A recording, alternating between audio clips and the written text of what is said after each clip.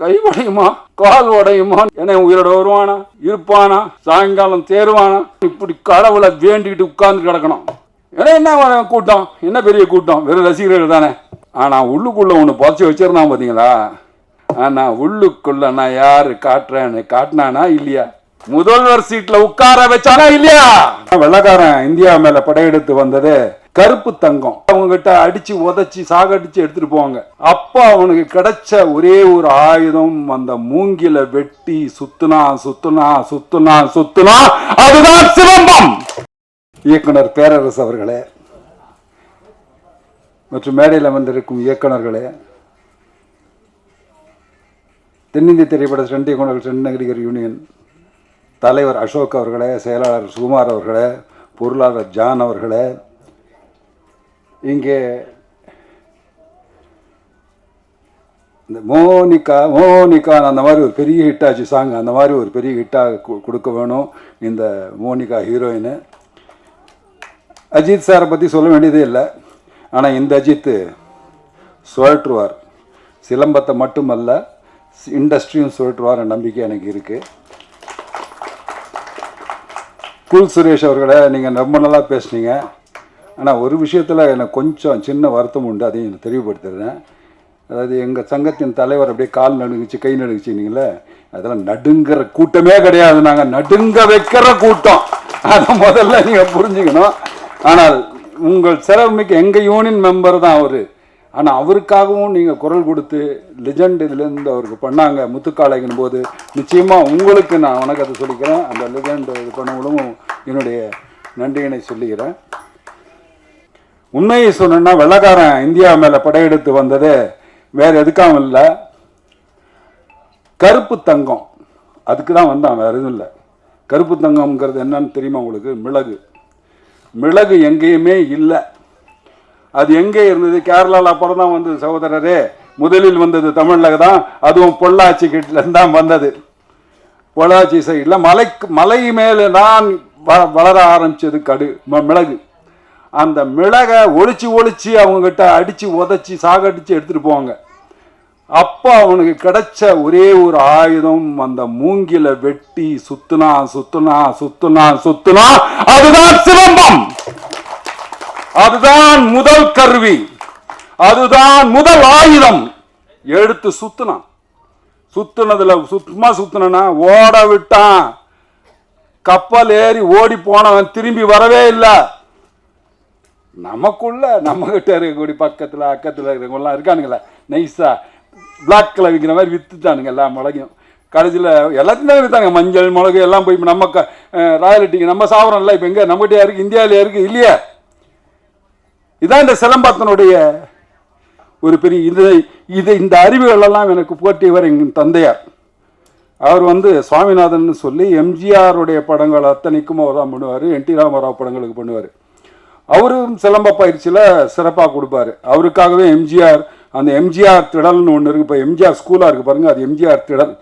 அங்கே தான் வடபழனியில் இருக்கக்கூடிய அத்தனை ஸ்டண்ட் நடிகர்களையும் பயிற்சி வீட்டு 2 கிளாஸ் நடக்கும். ஒன்று சோடு, இன்னொன்று சிலம்பம். இப்போ பெரம்பில் செய்கிற சிலம்பத்தை பார்த்தீங்க, மூங்கிலில் செய்யும்போது இதில் வரும். அதில் மூங்கிலில் செய்யும்போது புல்லாங்குழல் சவுண்டை மீறிய ஒரு சத்தம் வரும். அந்த சத்தம் எவ்வளவு சுகமா இருக்கும் தெரியுமா? சண்டை போடுறாங்களா இல்ல விளையாடுறாங்களா, எவ்வளவு அற்புதமா பண்றாங்க இவங்க அப்படிங்கிற ஒரு விஷயம் வரும். அந்த கலை மேல் ஈர்க்கப்படுவார்கள். பெண்களும் சேருவாங்க. அப்படி பாண்டி மாஸ்டர் கிளாஸ்ல ஒரு பொண்ணு சேர்ந்து அவரே நிறுத்த சொன்னா கூட நிறுத்தாம இன்னைக்கு ஒரு பெரிய ஸ்டார். அந்த பொண்ணு பேர் என்னங்க? ஹன்சிகா, சாய் தன்ஷிகா. இப்போ கூட ஒரு படம் பேர யோகிடான்னு ஒரு படம் பண்ணாங்க. What on action she did. சரி, இதெல்லாம் நீங்கள் ஞாபகம் வச்சுக்கணும். இதெல்லாம் as a heroine you have to look after. C, Vijayashanti பண்ணாங்க. நாங்கள்லாம் கோவம் விஜயசாந்தி ஏன் ஒன்று ஆக்க முடியாவா, நீ பண்ணு எனக்கு ஆக்கி விட்டேன். ஸோ கோபம் வரணும். கோபம் வந்தால் தான் அழுகை எதுக்கு வருது தெரியுமா? கோபத்தை கழுவுவதற்குத்தான் அழுகை வருகிறது, வேற எதுக்கு வருது? கோபத்தை கழுவுவதற்கு வருகிறது தான் அழுகை. அந்த கோபம் வரலன்னா போனோம் வரணும்ல, வராம எங்க போயிடும்? அந்த உணர்வுகளும் உணர்ச்சிகளும் எவ்வளவு இருந்தாலும் கட்டுப்படுத்தி செய்யக்கூடிய ஒரே ஒரு ஸ்டண்ட் கலை என்றால் நாங்கள் தான். அண்ணன் சொன்னார், பரமேஸ்வரி என்னை நான் பண்ணும்போது ஜெயிப்பீங்கன்னு. எப்போவுமே கை கொடுக்குது அவங்க தானேப்பா நமக்கு, வேறு யாருப்பா கொடுத்துருக்கா சொல்லு? பொண்ணே கொடுக்க மாட்டான் நமக்கு. எவனா ஒருத்தனை சொல்லு, நான் என் பொண்ணை கொடுத்துருக்கேன்.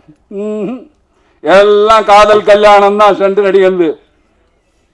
ஆமாங்க, என்ன உயிரோட வருவானா, இருப்பானா, சாயங்காலம் தேருவானா, கை உடையுமா கால் உடையுமான்னு இப்படி கடவுளை வேண்டிக்கிட்டு உட்கார்ந்து கிடக்கணும். இது எனக்கு தேவையா அப்படின்னு நினைப்பேன். ஆனால் ஒரு வார்த்தை சொல்லுவான், நீங்கள்லாம் படத்துலலாம் பார்த்துருப்பீங்க, என் உயிரை கொடுத்தாவது உன்னை காப்பாற்றுவேன்னு சொல்லுவான். ஆனால் உயிரை கொடுத்தும் காப்பாற்றக்கூடியவன் ஸ்டண்ட் நடிகன். அவன் தான் இன்னும் அதை சாகர வரைக்கும் அதை காப்பாற்றிக்கிட்டே இருக்கான். புரியுதுங்களா? சரி, அப்படி ஒரு காப்பாற்றக்கூடிய ஃபேமிலியில இருந்து ஒருத்தர் வந்திருக்கார். இவரை காப்பாற்ற வேண்டிய கடமை யாருதுன்னா உங்களுது.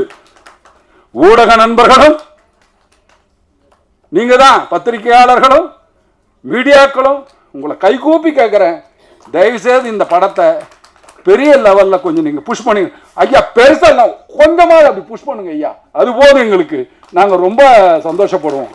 அவ்வளவுதான் எங்களுக்கு வேணும். வெற்றின்னு ஒரு சொல் வந்தா போதும்.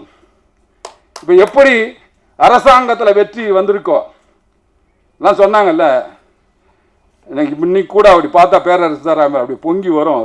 அவருடைய ஸ்பீச்சுங்கெல்லாம் நான் கேட்டு கேட்டு அட ஒரே ஒருத்தர் தான் பேசிட்டு இருந்தார், வேறு யாரும் கிடையாது.